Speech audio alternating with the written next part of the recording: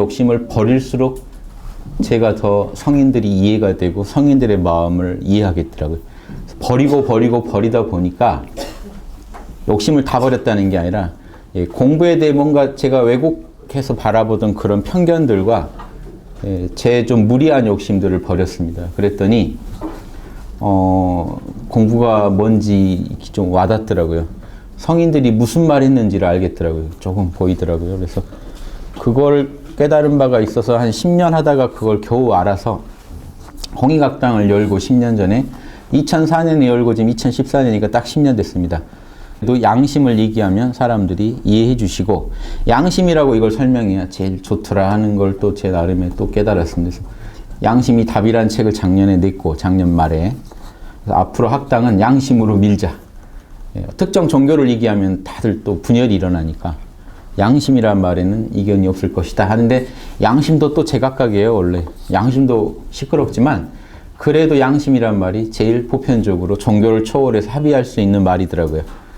그래서 양심으로 밉니다. 같은 우리의 순수 마음이고 참나라고 해도 되고 성령이라고 해도 되고 뭐라고 해도 좋지만 아트만이라고도 하고 부르지만 양심이라고 부릅시다 하는 제안을 제가 한 거고요. 그 양심이 뭐냐? 내가 당해서 싫은 일 남한테 하지 말자는 거다. 그냥 이게 다예요. 양심도 사람마다 다르지 않느냐? 다 다른데 다르다는 거는 후천적인 문화에 오염됐다는 얘기입니다. 다르다는 말을 붙이는 순간 그 양심은 어떤 특정인만의 양심이기가 쉽습니다. 그런 게 아니고 우리가 추구해야 할 양심은 불변의 양심이어야 되니까 우주가 탄생돼서 끝날 때까지 불변으로 지켜야 할 양심은 내용이 뭘 것 같느냐 하면 누구나 동의하실 겁니다. 내가 당해서 싫은 일 남한테 하지 말고 내가 상대방이라면 원할 일을 해주자 하는 예수님이 황금률이라고 한 거, 공자님이 인이라고 한 거, 부처님이 잡이라고 말한 그거. 부처님도 이렇게 얘기했어요. 어떤 초기 불경에도 나와요. 어떤 생명체도 피해를 고통을 받기를 원하지 않는다. 그러므로 다른 생명체를 괴롭히지 마라. 너무 단순한 법인데 이게 우주법입니다. 이 우주법을 어기고요. 지구의 실정법만 피하면 나는 죄인이 아니다 이렇게 생각하시기 쉬운데 차라리 지구 실정법을 어기시는 한이 있어도 우주법은 어기면 안 됩니다. 소크라테스 잡혀가서 죽였죠. 죽음 당했죠. 예수님 사형당했죠. 그럼 실정법 어겨서 사형당한 거 아닙니까? 당시 그 사람들 주장에는. 근데 그 법보다 더 위에 뭐가 있으니까 그분들은 죽음을 불사하고 나 죽일 테면 죽여라. 국법에서 날 죽여도 나는 간다 하고 그 국법이 진짜 진선미 그대로라면 어기면 안 되죠. 그렇죠? 그 법에서 처벌받을 짓을 하면 안 되죠.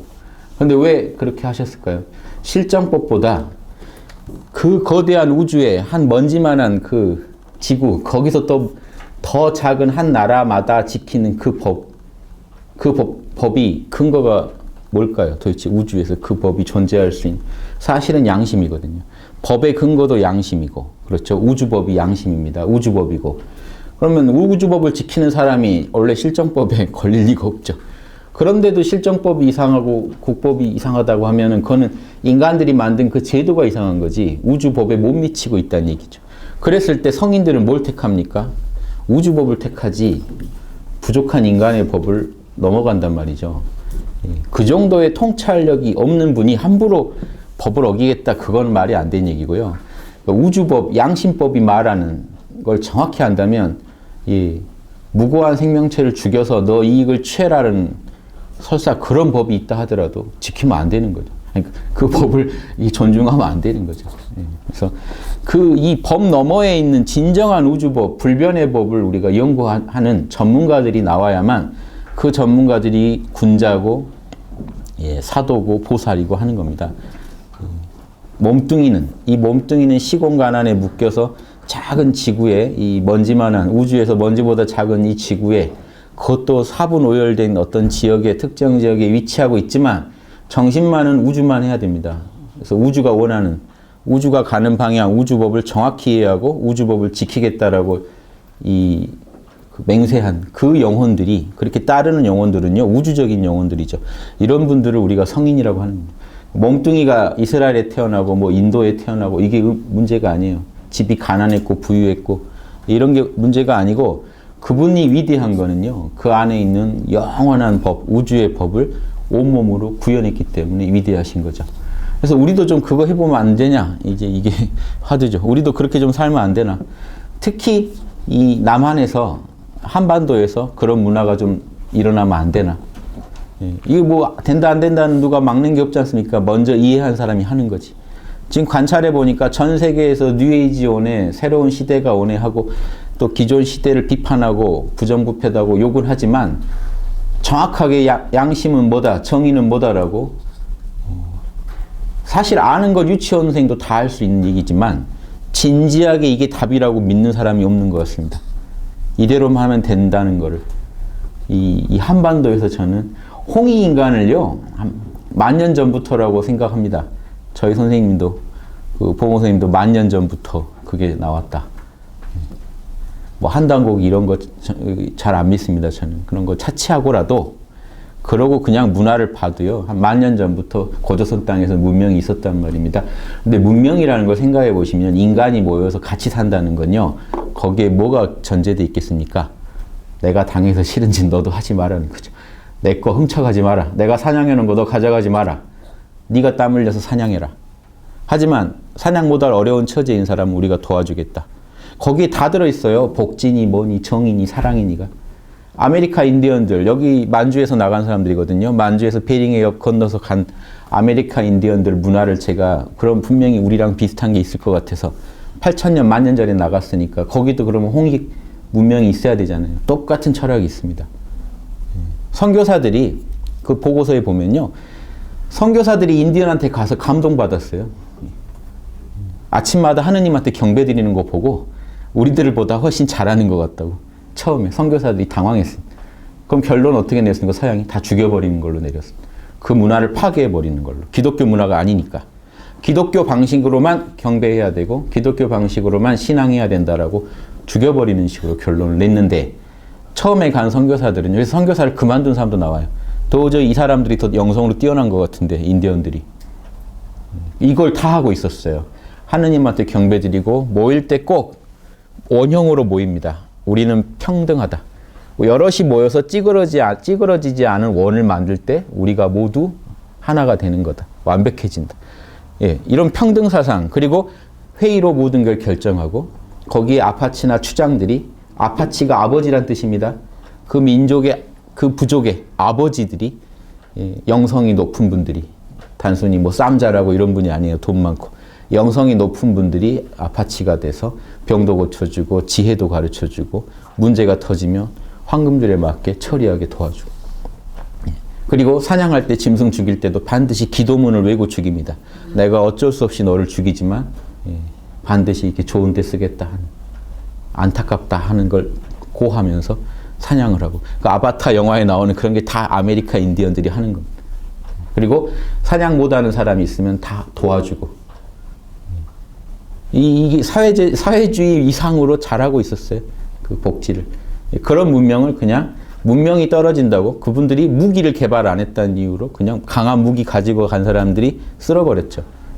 그런데 그런 문화 전통이 결국 파보면 홍익인간 문명인데 거기만 그랬겠냐는 거죠. 지금 우리가 고조선 시대, 지금 중국이 자기 땅이라고 보면서 열심히 파고 있는데 10,000년 전까지 문명이 나옵니다.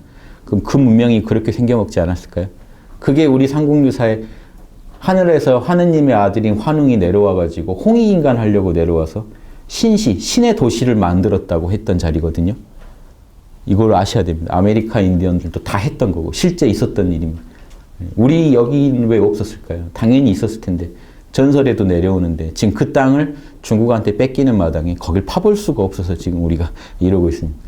우리 땅 아니면 파보겠는데 거기는 중국이 던져주는 그 결과물만 받아야 되고 그것도 얼마나 왜곡됐을지도 모르는 이 안타까운 처지에 있습니다. 그래서 우리 고대 홍익인간 이념 하나면요, 우리 역사도 거기 담겨 있고 우리가 가야 할 길도 거기 담겨 있기 때문에 저희가 홍익학당이라고 주장하고 홍익인간 좀 제대로 해보자고 하는 거예요. 이 안에는 역사도 들어있고 철학도 들어있고 우리가 살 길도 다 여기 들어있다고 합니다. 우리만 살 길이 아니라 인류가 살 길이죠. 분명히 그 남아있는 지금 홍산 문화니 그걸 뒤져보면 중국 문화의 원형이 다 거기서 나오기 때문에 중국도 지금 인정 안 할 수가 없는데요. 자기들 뿌리로. 홍산 문명이 한 5,000년 전 겁니다. 그럼 더 10,000년 전 것까지 분명히 문명이 나오거든요. 그 지역에. 예, 그러니까 지금 그 정도 홍익 문명을 뭔가 유지해왔던 그런 우리 선조들이 있었다는 걸 좀 아시고, 홍익인간이란 말 자체가 얼마나 임대합니까? 그래서 예수님이 2000년 전에 나오셨고, 부처님이 2500년 전, 공자님이 2500년 전, 소크라테스 한 2400년 전. 근데 10,000년 전에 벌써 홍익인간 하라라고 우주 법이 뭔지를 우리 민족은 알고 있었어요. 그래서 한 5000년 전에 고조선이 설 때도 국시로 환웅의 사상을 이어받아서, 그러니까 홍익인간은 환웅이 단군이 한 말이 아니죠. 하늘나라에서 환웅이 홍익인간을 하고 싶다고 해서 지상에 내려왔죠. 그래서 개천절의 주인공은 단군이 아니라 환웅이고요. 실제로는. 개국은 단군이 했다고 하지만 고조선을 단군이 세웠다는 얘기고, 애초에 신의 도시를 연 그 개천은 주인공이 환웅이고, 환웅이 홍익인간을 주장하신 분이죠. 그러니까 단군 중에 최초의 단군이죠. 굳이 얘기하자면. 단군이 그 아주 밝을 단자니, 박달나무 단자를 써서 박달한 뜻이 있다고 보기 때문에 머리가 광명한 임금, 아니면 단군을 지금 저기 몽고나 이런 데 가보면 하느님을 탱글이라고 하기 때문에 탱글이 칸의 어떤 줄임말로 봅니다. 현재 추측하기를. 천왕이란 얘기예요. 그런데 재밌는 게 삼국유사에 환웅 천왕이시다라고 써 있습니다. 천왕을 몽고말로 하면, 지금 옛날 고대어로 하면 탱글이 칸이에요. 그래서 어떤 단군이란 뜻이 되지 말이 이렇게 나오지 않았을까. 거기에 또 박달나무 단자를 쓴 거는 박단 뜻이죠. 하늘처럼 광명한 임금이시다. 이렇게 좀 추측을 해 본다면, 환웅 시대에 벌써, 그러니까 단군 고조선보다 훨씬 옛날에, 신화는 압축돼 있으니까 풀어보면 훨씬 옛날에 홍익인간을 주장했던 이 민족의 후손이라는 거죠. 과거가 뭔 소용이냐 하지 모르지만 지구상에서 10,000년 전에 널리 인간을 이롭게 해야 되고, 그 다음에 삼국유사에 하나 더 있습니다. 홍익인간만 유명한데 이화세계라고 되어 있습니다. 홍익인간 이화세계라고 삼국유사에 나오거든요. 예, 이거를 환웅이 했다는 겁니다. 옛날 신의 도시에서. 널리 인간을 이롭게 한다는 게요, 황금률의 결정판이죠.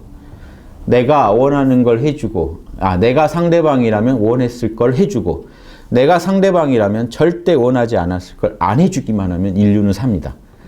단 두 사람만 갖다 놓고 생각해 보세요. 인류 공존의 비결은 뭔지 간단합니다.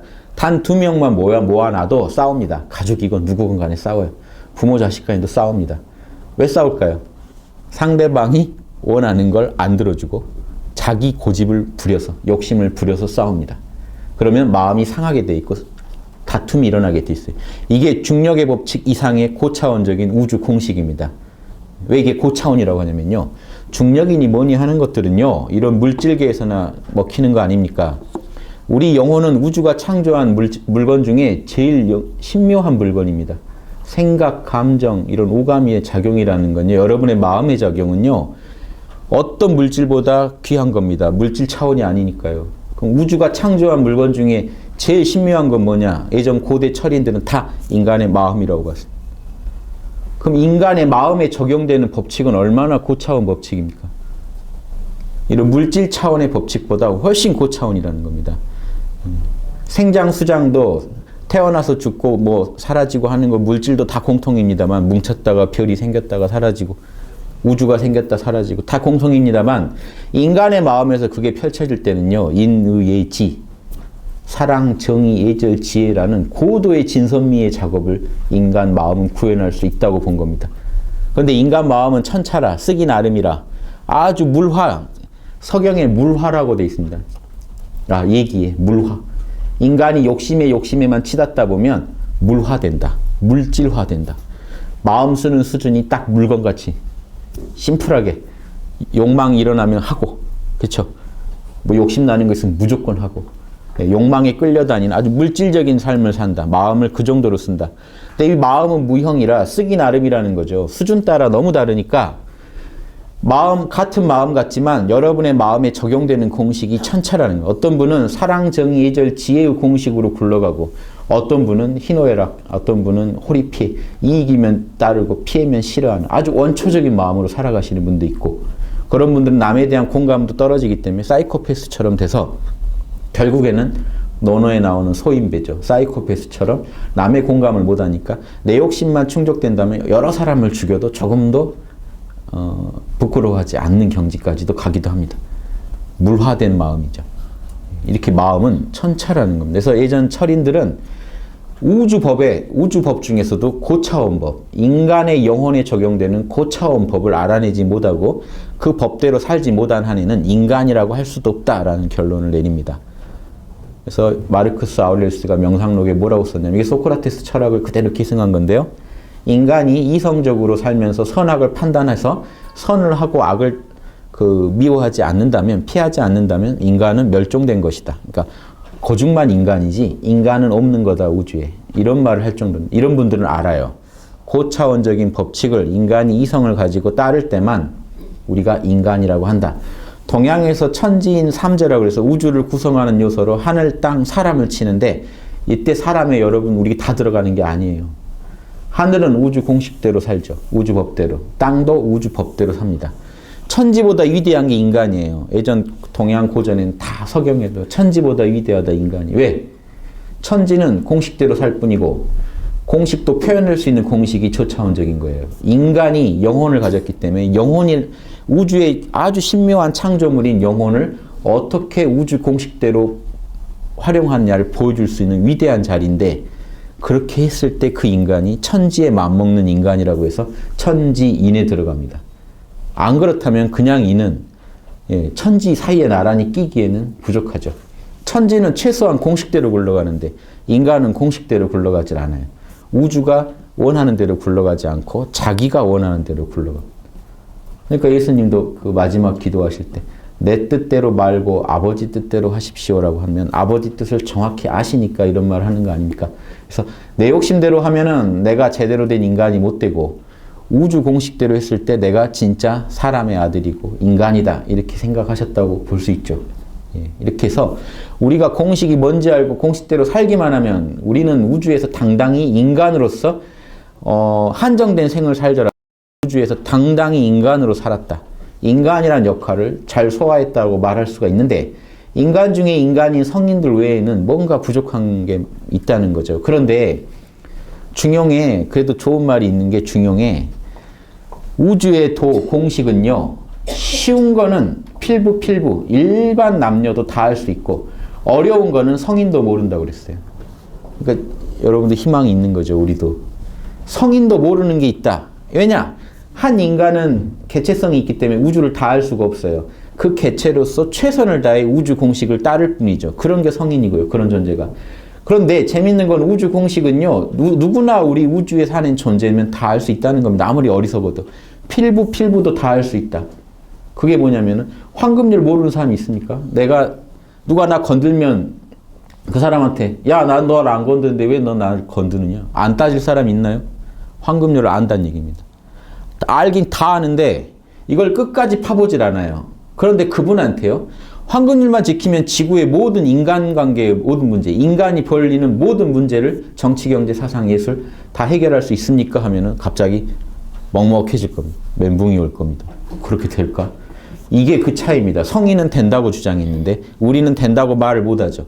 여러분이 황금률을 가지고 인간관계 문제 어떻게 풀 수 있는지, 어디까지 풀 수 있는지 확신하시는 그 정도가 여러분의 영성입니다. 공식은 누구나 아는데 제대로 알기는 어렵습니다. 그럼 실험을 해봐야 알아요. 여러분이 실험을 안 해보셨기 때문에, 여러분이 자질이 떨어져서가 아니라 이런 방향으로 실험을 안 했기 때문에, 수도를 이런 방향으로 안 했기 때문에 자신이 없으신 것 뿐이에요. 여러분이 한 10년씩 하면 누구나 그 분야의 달인이 돼요. 그러면 여기에다가 1만 시간의 법칙이니 뭐 10년만 하면 달인이 된다는, 이거 한번 적용해 보시면 어떻게 될까요? 10년만 이 황금률을 적용해 보고 분석해 보는 겁니다.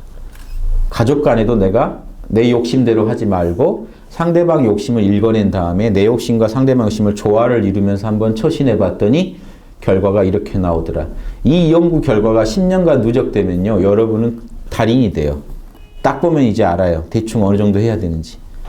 자, 이렇게 10년 이런 방향으로 영성을 개발하지 않고 산에 가서 명상을 한다든가 이런 식으로 푸시면요, 산에서 10년 명상하고 나오면 사람들하고 대화도 안 됩니다. 말이 어눌해져요. 혼자만, 자기가 자기랑만 대화하다 보니까 남하고 대화하고 남이 뭘 원하고 남의 마음을 어떻게 맞춰줘야 되는지 몰라요. 전 그런 분 많이 봤기 때문에 말씀드립니다. 혼자 오래 있다 보면 점점 사회성이 떨어집니다. 황금률은 사회 속에서 하는 거지 혼자 하는 게 아니에요. 중용의 공자님이 사람이 도를 닦는다고 하면서 그러니까 우주 법대로 산다고 하면서 우주 법이 황금률인데 우주 법대로 산다고 하면서 사람을 멀리하면 도가 아니다. 사람의 길이 아니다. 그건. 그러니까 도를 너무 고차원적인 데서 뿅 가는 데서 찾지 마십시오. 그게 저차원적인 거예요. 그거는요, 여러분이 여러분 안에 있는 신성을 만날 때의 체험밖에 안 돼요. 계속 만나고만 계실 겁니까? 우주의 공식대로 사셔야 여러분도 당당한 신이 되지, 신을 한번 만난 것만 가지고 그렇게 감격해하고 계실 겁니까? 신의 뜻대로 산다는 게 훨씬 어려운 작업입니다. 신을 만나는 건 불교에서 도노라고 한다면 신의 뜻대로 사시면서 황금률을 가지고 여러분의 인격을 다시 재조정하는 것은 점수의 영역인데 이걸 안 하고 큰 도인은 안 나옵니다. 그냥 남들이 와서 여러분 힘들게 하면 눈 감고 신을 만나는 방식으로 해결할 거 아닙니까? 근데 진짜 철이는 그 순간에 여러 복잡한 인간관계와 욕심들을 읽어내면서 그 상황의 최선책을 바로 제시해 줍니다. 너는 뭘 원하고 너는 뭘 원하고 뭘 원하는데 내가 너라면 이렇게 원할 거 이렇게 원할 것 같은데 내가 너희라면 이런 안에 만족하겠다, 타협하겠다라고 지시해 줘 버리면 끝납니다. 어떤 욕망에 얽힌 실타래도 다 풀 수 있어야 철인이지 욕망에 만나서 머리가 조금만 어지러워져도 눈 감고 모른다만 계속 하고 계시면 혼자는 편하시겠지만 내면의 신성은 만날지 모르지만 신의 뜻대로 사시는 분은 아니에요. 신성을 제대로 구현하는 분은 또 아니고요. 저는 제일 마음에 안 드는 게 뭘 봉쇄해서 어디 가서 수도를 한다 이런 거. 누구를 어떻게 봉쇄해요? 예수님이 시장 속으로 들어가셨는데 도대체 왜 사람을 봉쇄하고 하느님만 만나겠다는 게 말이 됩니까? 예수님이 계율을 둘로 딱 정해줬죠. 하느님을 목숨을 다해서 사랑하고 그 다음 네 이웃을 네 몸처럼 사랑해라고 했습니다. 이 두 개가 안 맞으면 하느님 사랑하시는 거 아니에요. 하느님의 달콤함만 취하고 하느님이 하라고 하는 사랑은 안 하겠다는 거 아닙니까? 이웃을 내 몸처럼 사랑하려면 뭐 하셔야 되죠? 그 사람이 나라면 뭘 원할까를 알아서 해주고 뭘 싫어할까를 안 해주시면 돼요. 우리가 홍익인간이 국시인데 홍익인간 막연하게 알고 계시면 안 돼요. 황금률이 홍익인간입니다. 널리 인간을 이롭게 해야 되는데 그 사람이 뭐가 지금 필요할까를 읽어내지 못하는 사람이 무슨 수로 인간을 이롭게 해줍니까? 자기가 담배를 좋아하니까 모두에게 담배를 권하실 겁니까? 내가 좋아하니까 너도 좋을 거다. 그럼 모두의 홍해 인간이 돼요. 널리 인간을 해롭게 합니다. 잘못된 역지사지는요, 엄청난 피해를 가져옵니다. 가족관계도 그래요. 어머니가 난 자식을 위해 모든 걸 희생했다고 할 때 자식은 제발 어머니만 안 계셨으면 할 수도 있습니다. 무섭지 않습니까? 사랑으로 시작한 일이 이런 참담한 결과를 낳을 수도 있어요. 대화가 안 되고 소통이 안 되니까 자녀가 뭘 원하는지 한 번도 물어보지 않고 일방적으로 내가 원하는 걸 너도 원할 거야. 내 자녀니까 나의 한을 네가 풀어줘야 돼 하고 덤비신다면 그 자녀는 도망가고 싶지 않겠습니까? 숨 막히고. 그러면 대화가 단절되고 왜냐? 얘기를 해봤자 들어주시질 않으니까 내가 뭘 원하는지 알아주질 않으니 대화가 끊기겠죠. 소통이 끝난다는 건요. 소통이 안 된다는 건요. 거기는 끝난 거예요. 이 인체로 치면은 피가 돌지 않는다는 얘기니까 곧 죽을 날 잡아놓은 거랑 같습니다. 소통이 끝난 조직이나 소통이 안 되는 가정이나 다 똑같아요. 소통이 된다는 얘기입니다. 홍익인간은 소통이죠. 뭘 원하는지 상대방이 싫은지 좋은지 끝없이 읽어내는 과정에서 홍익인간이 되고 황금률이 적용이 되고 인류는 공존을 할 수 있는 겁니다. 이 공식을 우주의 최고의 공식인데 단순한 물리 공식 아셨다고 만족하지 마시고 같은 공식인데 물질에서는 그렇게 표현돼요. 둘이 붙으면 사랑이고 멀어지면 미워하는 것 같죠. 인간한테는 그게 훨씬 심각한 문제로 드러납니다. 마음을 조금만 멀리해도 원망이 생기고 가까이 하다 보면 서로 또 트러블이 생기고 다른 의도치 않은 어떻게 해야 될지 모르시죠.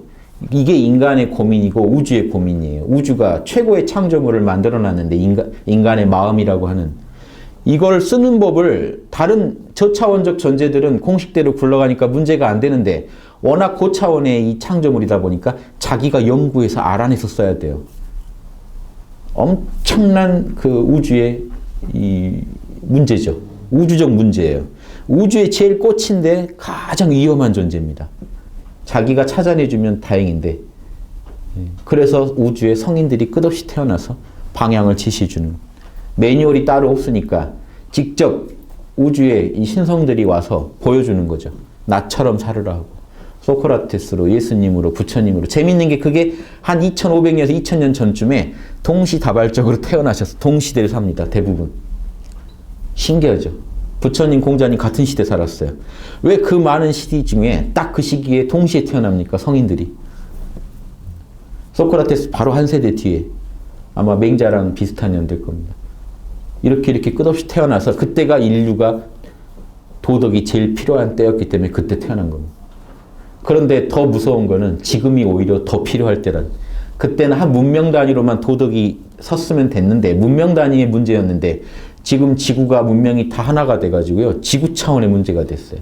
이때 제대로 된 성인들의 도덕률을 다시 요즘의 언어로 얘기해주는 분들이 안 나온다면 지구는 큰일 나는 거죠. 그래서 다 이 시기에 예언서들이 누가 나온다, 뭐가 어떻게 됩니까? 뭐 정도령이니 미륵이니 뭐 재림 예수니 지금 뭐 재림 예수 메시아 정도령 후보생들이 우리나라에 너무 많을 텐데 거기 끼고 싶지가 또 않고요. 그런 분들이 나온다면 뭘 얘기할 건가만 정확히 우리는 알고 있으면 됩니다. 뭡니까? 황금률밖에 얘기할 게 없어요. 그냥 우리가 알고 해버리면 돼요. 황금률을. 어차피 그 얘기입니다. 종교 초월해서 양심, 황금률.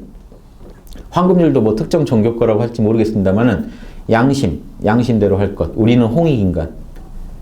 너 지금 홍익인간 하는 짓이냐? 그렇게 해서 남을 너가 지금 배려하고 있니? 남에게 이로운 걸 해주고 해로운 걸 안 해줘야 홍익인간 아니니라고 아시기만 한다면, 그리고 서울의 이 사대문에 새겨져 있는 인의의지만 아신다면 사랑, 정의, 예절, 지혜가 아니고 어떻게 홍익인간을 해요? 상대방이 뭘 원하는지 정확히 읽어내지를 못하는데 지혜가 딸리는데 못합니다. 무례한데 어떻게 상대방 기분 안 나쁘게 내 의사를 전달합니까? 상대방 마음을 읽어내지를 못하는데 어떻게 황금률을 하며 상대방이 뭘 원하는지를 공감할 수가 없는데 상대방한테 부당한 피해, 상대방한테 내가 상대방이라면 싫어할 거를 자꾸 해버리는 한에는 여러분 이 황금률 적용이 안 되니까 예지를 목숨으로 알고 사시면 그분이 그걸 품고 사시는 그분이 도인이고 성인이지 산에 가서 돛 닦고 뭐 50년을 닦았네 몇십 년을 닦았네 저는 그런 거에 어떤 의미도 못 찾겠습니다. 신을 만나는 건 우리 일상에 우리가 자체가 신인데 늘 그 신인데 꼭 고요한 곳 가야 만납니까? 그리고 고요한 곳 가서 한번 만나셨으면 됐지 거기 계속 계시는 건 또 뭐예요? 혹시 황금률 하기 귀찮아서 그러시는 거 아니에요? 누구 만나면 속상하니까. 왜 산에 그렇게 계세요? 사람들 만나면 속상해. 사회 나가면 힘들어. 황금률 못한다고 고백하시는 겁니다. 즉 나의 영성은 이 정도다. 나 하나 겨우 지키지 남 경영은 못한다라고 고백하시는 겁니다.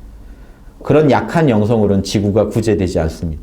그런 분이 아무리 많이 나와도 지구는 구제가 되지 않습니다. 강한 영성.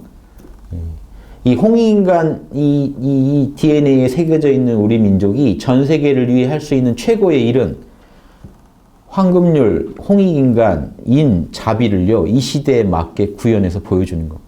그러려면 조건이 못 사는 나라는 안 돼요. 못 살 때는요 서로 행복해요. 다 못 사니까. 못 살 때는 옆집도 못 사고 나도 못 사니까 경쟁심이 덜하지 않습니까? 상대적 박탈감이 적죠. 그런데 옆집까지 보상된다고 해보세요. 옆집 땅값이 갑자기 몇 억이 됐어요. 여러분 잠 주무실 수 있어요? 같이 못 살다가 한 명이 치고 나가면 안 됩니다. 그때부터는 여러분의 마음은 지옥문이 열립니다. 여러분이 못돼서가 아니라 그렇게 우리 에고는 생겨 먹었어요. 그때 역지사지와 홍익인간을 안 한다면 큰일 납니다. 그러니까 한국은요 지금 자살률 1위죠. 최고의 지금 수행장입니다. 여기서 홍익인간으로 한국을 안정시킬 수 있다면 전 세계 어디 가서도 써먹을 수 있는 도덕률을 제시할 수가 있어요. 예전에는 모델이 되는 사람이 나왔다면 저는 이 시대는 모델이 되는 국가가 나와야 할 시기라고 봐요. 그래야 전 세계가 평화로워지거든요. 한 국가 단위에서 사회 시스템이 사랑과 정의, 양심으로 돌아간다는 걸 입증할 수 있어야만 세계가 안정이 되지 예전처럼 한 사람이 나 봐라 양심적으로 산다 이걸로 안 돼요. 안 됐잖아요. 실제로 그런 분들이 다녀가셨지만 지구는 나아지지 않았잖아요. 그 증거가 그겁니다. 그래서 이 시대에 좋은 시대에 온다고 예언이 돼 있다면 저는 반드시 될 거라고 보는 게 그래도 우리나라 한 5천만 명밖에 안 되잖아요. 중국에서는요 제가 하자고도 안 해요. 뭐 구술을 어떻게 합니까? 양심교육을. 근데 머리 제일 좋죠.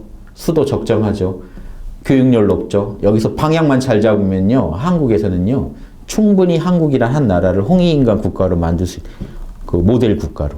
그리고 전 세계한테 우리나라 배우라고 하면요. 전 세계에서 앞으로 한국은 인간이 가야 할 길을 제시해 준 나라로서 앞으로 추앙받을 겁니다. 인간이 어떻게 살아야 되는지 모범이 된 국가. 답을 제시해 줬던 국가. 만들 수 있지 않을까요? 답도 안 어려운데 황금률. 솔직히 하기 싫죠. 우리 욕심은. 그래서 명상을 하는 겁니다. 산에 가서 혼자 즐기시려고 명상하는 게 아니고 순간순간 올라오는 내 욕심을 내려놓으려고 명상을 하시는 거예요. 명상의 목표가 분명하셔야 돼요. 모른다 괜찮다 해서 끝없이 내 욕망을 내려놓으시고 그 공백에 순수한 마음이 됐을 때 거기서 안주하지 마시고 황금률을 분석해서 내가 오늘 내 가족한테, 친지한테, 직장 동료한테 또 이 나라에 내가 한 어떤 언행 중에 생각 중에 찜찜한 거는 버리고 양심에 맞는 걸 취하시는 삶을 사시면 그분이 최고의 수행자고 우주가 원하는 수행자고 그분이 우주가 원하는 진짜 인간이에요. 인간. 진짜 인간이 되자는 거고 인간의 길을 같이 걸읍시다 하는 겁니다. 제가 잘해서 드리는 말씀이 아니고 이 방향이 옳다는 확신이 들어서 말씀드리는 것 뿐이고요. 같이 걸어가시다 보면 앞서거니 뒤서거니 서로 가겠지만 같이 가면 되죠. 대오를 맞춰서 같이 가면요. 다 갈 수 있어요. 다 가는 방향을 찾아야지 소수만 튀어나가면 안 돼요. 그러면 그분은 황금률을 안 지키는 게 돼요. 자기만 살자고 막 튀어나가겠다는 건 이미 욕심 아닙니까? 거기에 무슨 도가 있습니까? 가다가 자빠지게 돼 있어요. 같이 가는 사람만이 최고의 도인이고 이 공부가 자기가 아무리 깊어도 다시 내려와서 다른 중생들과 함께 가려는 사람이 진짜지. 빨리 난 내 공부에서 극락 가서 좀 쉬련다.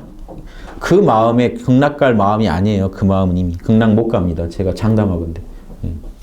그런 분들이 계시는 곳이 극락이면요. 거기가 무슨 극락입니까? 거기 안 가야죠. 자기가 하나를 알았으면 다른 사람들한테 그 하나라도 다 공유하고 싶은 사람이 가는 곳이 극락이지. 어떻게 내가 하나라도 더 안다는 거를 과시하고 자랑하려는 곳이 극락이 됩니까? 인정받으려는 곳이. 그 대가를 꼭 챙겨 먹으려는 사람이 어떻게 극락을 갑니까? 그러니까 바리새파들이 십계명 지켜가지고 극락 갈 생각, 천국 갈 생각하고 있으니까 예수님이 바리새파들은요 당시 이스라엘에서 제일 지식층이고 제일 양반층입니다. 제일 명예를 지키고 살던 사람이에요. 사두개파니 다 그 매국노들이에요.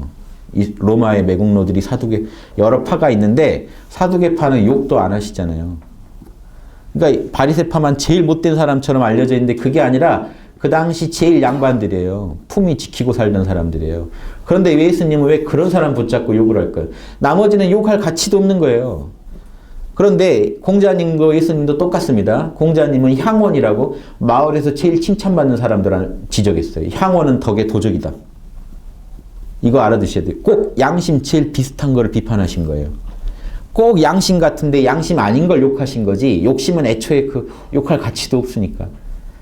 사람들이 그걸 양심으로 오해할까 봐. 십계명만 지키면 나는 양심 다 했다고 오해할까 봐 욕하신 거고 마을에서 착한 소리 듣는 착하다. 저 사람 진짜 인간성 좋다는 말 듣던 향원이라는 그런 부류의 사람들.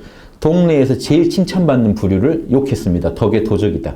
저걸 양심으로 알아버리면 그냥 인간성 뭐죠? 인간 친화 지능이 좋아서 남 좋은 말만 하고 다닌 사람인 거예요. 그거를 양심으로 혹시 알지 마라. 지금 사회에서요. 제가 양심 얘기하면요. 나 황금률 좀 하고 사는데 다 그래요. 착각하지 마십시오. 성인 아니시잖아요. 뭔가 문제 있어요. 그냥 사회에 맞게 나한테 유리한 방향으로 쓰고 계시는 거지 절대 양심 입장에서 지금 황금률 하고 계신 게 아니에요. 그러니까 예수님이 바리새파를 까면서 하느님 마음으로 십계명을 지켜야지 인간의 마음으로 십계명 지키면 천국 얘기를 하는 겁니다. 이 성인들이 뭘 하셨는지 정확히 아시면요. 우리가 갈 길이 보여요. 최고의 인간들이 원했던 거는요. 인간이 황금률 지켜주기를 원했던 거지 여러분들이 40년씩 산매에 들어있고 신통력 얻어서 무리를 뛰어다니시고 이런 거 아닙니다. 무리를 뛰어다닌다고 해서 그 사람 마음에 황금률이 없다면 그건 가짜인 거예요. 그거는요. 생활의 달인의 피자를 돌려서 뭐 오래 돌리고 이불을 던져서 침대 한 번에 던지고 그런 것만큼 신기한 일이지만 영성하고는 관계가 없습니다. 영성의 달인들이 되시기 바라고, 영성의 달인은 명상과 반드시 명상과 함께 양심 성찰이 들어가서 어렵지 않아요. 내가 하는 이 언행이 황금률의 만나만 보시면 돼요. 상대방이 진짜 이거 원할까? 이 얘기 상대방한테 진짜 무례한 짓 아니야? 따져보시고 움직이실 수 있는 영성이시면요, 여러분은 우주법을 지금 지키신 겁니다. 위기에서 우주법을 지키는 쪽으로 결론을 내신 거예요. 실정법 고려하시는 것만으로 나는 도덕군자다 하면 바리새파밖에 안 돼요. 양심법을 지켜야지. 그쵸? 황금률로 안 하는 그 사랑은 가짜 사랑입니다. 진짜 사랑이 아니에요. 우리가 개인 간에 느끼는 사랑, 그건 다 감정적인 사랑이고요. 그것도 진짜 사랑이지만 더 진짜 사랑이 있는데, 그게 뭐냐면 우주법대로 살아가시는 게 진짜 사랑이라는 겁니다. 뭐냐? 예, 내가 원한 상대방이라면 원했을 거 해주고, 내가 원하지 않았을 거 안 해주는 거. 그런 사랑이 아니고 감정에 취해서 지금 하는 사랑이시라면 한번 꼭 돌아보시기 바랍니다. 그 사랑이란 감정이 나와 남이 둘이 아니게 느껴진다는 공통점이 있는데요. 그러다 보니 그게 너무 좋아가지고 거기 감정에 빠져가지고 오히려 남한테 피해 줄 수도 있거든요. 그럴 때 자, 욕심과 양심은 따로 가지 않습니다. 그 사랑이라는 하나의 욕심에 올바른 방향을 제시해 주는 게 양심이지, 욕심 버리고 양심 없어요. 자, 생각해 보십시오. 예수님이 너가 상대방이라면 욕심낼 거를 해주는 게 황금률이다라고 했잖아요. 즉 욕심을 부정하고 양심이 따로 있는 게 아니라고요.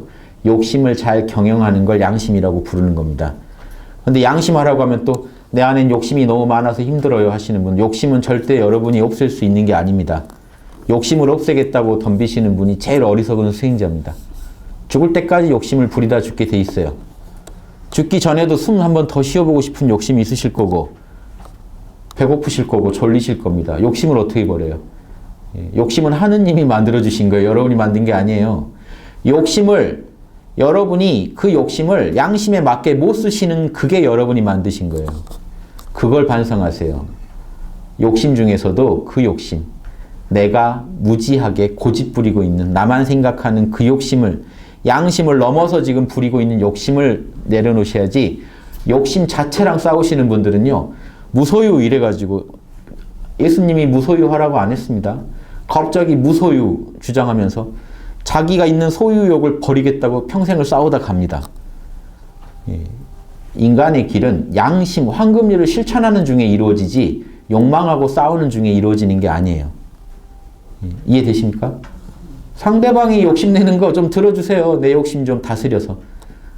욕심이 없길 바라시면서 욕심하고 싸우고 계시면 황금률에 맞지도 않고, 그거는 인간의 길이 아니고 홍익인간의 길도 아니에요. 저는 철저히 반대합니다. 그 욕심과 싸우겠다는 분들. 무소유, 가난. 왜 가난에 집착하세요? 부유하게 사시면서 제발 황금률 좀 지키세요. 황금률 지키라는 게 모든 율법과 예언서의 골자라는 예수님 말씀을 꼭 기억하시고, 불필요한데 시간 낭비할 시간이 없어요. 지금 곧장 여러분 욕심 하나 부리실 때도 이게 상대방 욕심에 피해를 주는 건가 아닌 건가 따져보시고 욕심 부리시면 돼요. 그러면 훌륭한 성인이 되실 수 있습니다. 욕심 없다는 분들 치고 욕심 안 부린 분 본 적이 없어요. 입으로 욕심 없다고 하면서 욕심 부리는 분보다는 난 욕심을 황금률에 맞게, 양심에 맞게 다스린다는 분이 성인이라는 것만 명심하시고, 제가 지금 두서없이 얘기를 길게 했는데, 인간의 길을 갑시다. 우주 공식대로 삽시다. 우주법을 따릅시다. 우주법은 황금률입니다. 그걸 지켰을 때 홍익인간 이화세계, 널리 인간을 이롭게 하게 양심대로 살면 이화세계, 세계가 다 진리대로 다스려집니다. 이 뜻입니다. 이화라는 거는 다스린다는 뜻이고, 그 안에는 공식대로 다스린다는 뜻이 있습니다. 이치 이자가, 진리 이자가 있기 때문에 진리대로 다스릴 때만 다스려진다는 뜻을 갖고 있기 때문에, 홍익 인간을 하고 널리 인간을 이롭게 하는 양심을 펼쳐서 널리 인간을 이롭게 하고, 그걸 통해서 세계를 공식대로, 황금률을 지킬 때만 세계가 다스려지지 않겠습니까? 공식대로 다스리자 하는 게 우리 민족의 그 환웅 때부터의 이념이고, 그게 구현됐던 시기가 과거에 있었기 때문에 신의 도시라고 불리던 그런 시대가 있었다는 겁니다. 고조선 이전에. 고조선도 그때의 가르침을 이어받아서 우리도 홍익인간 하자고 일어난 나라지, 그 전에 환웅천왕의 시대가 있었다는 게 우리 삼국유사 신화니까 이걸 명심하시고, 우리도 과거 얘기를 다시 꺼내는 이유가 우리는 할 수 있다는 겁니다. 과거 해본 일이면 또 해볼 수 있지 않나요? 그런 자신감 가지시라고 말씀드리는 겁니다. 예. 그래서 이 시대에 꼭 해가지고 전 세계에서 사랑과 정의, 예절, 지혜, 즉 양심이 뭔지 알고 싶다면 한국에 가라라고 하는 나라가 됐으면 좋겠어요. 명상은 인도 가서 배우고 뭐는 그 행복이니 용선이 하는 거 티벳 가서 배우실지 몰라도 그걸로 해결 안 될 겁니다. 양심을 제대로 알아서 우주 공식대로 살기 전에는 인류가 답이 안 나옵니다. 양심은, 우주 공식은, 홍익인간 하는 법은 한국 가서 배워야 된다 하는, 그게 앞으로 전 세계에서 이렇게 당연한 상식이 되기를 바라고요. 같이 하시자는 말씀입니다. 그래서 혼자 해서 될 일이 아니죠, 이 일은. 다른 건요, 나 혼자 잘하니까 내가 교주니까 내 말 따르세요 하면 되지만, 이거는 각자가 우주 공식을, 양심을 따를 때 일어나는 일이기 때문에 뭐 이렇게 거만 떨고 있을 일이 아니에요. 하나라도 더 아는 분이 더 팔 걷어붙이고 다른 분들을 설득해서 같이 가자고 해야 될 일입니다. 그게 그분 양심에 제일 맞는 일이기 때문에 이상한 공부입니다. 여러분이 양심적이 더 되시려고 하면 더 많은 분들을 신경 쓰시게 될 거예요. 이런 공부가 진짜 공부라는 겁니다. 산에 돛 닦겠다고 가가지고 부모님 찾아오는데 문전박대하는 그런 공부가 아니고요. 그런 공부 좀 그만했으면 좋겠네요. 그래서 그건 선천시대 양심이 뭔지 잘 모를 때 하던 공부라고 생각하시고, 진짜 양심은 4대 성인들이 말한 그것만 챙기시기 바랍니다. 다른 건 몰라도, 이 얘기만 마지막 드릴게요. 다른 건 몰라도 지구 인류를 각성시키려고 온 4대 성인이 공통으로 한 그 말만은 우리가 꼭 지킵시다 하는 겁니다. 공통으로 한 말. 그게 황금률, 자비, 인, 홍익인간 아닙니까? 이것만 지키시면 여러분 이 시대 성인입니다. 다른 거 생각하지 마세요. 인간이 할 수 없는 거에 도전해서 거기서 뭔가 쾌감을 느끼는 것도 뭐 또 인간의 길입니다만, 인간의 여러 가지 삶 중에 하나입니다만, 영성의 삶은 그런 게 아닙니다. 이렇게 잘 좀 이해해 주시고, 홍익학당이 앞으로 이걸 하려고 만든 단체니까 홍익학당은 그런 방식으로 잘 누려주시고, 학당에서 제공하는, 무료로 제공해드리는 그런 유튜브 보시면서 각자 가정에서 힘을 내셔서 양심 세력이 이 땅에 더 강해지기를 바라면서 마치겠습니다. 예, 수고하셨습니다.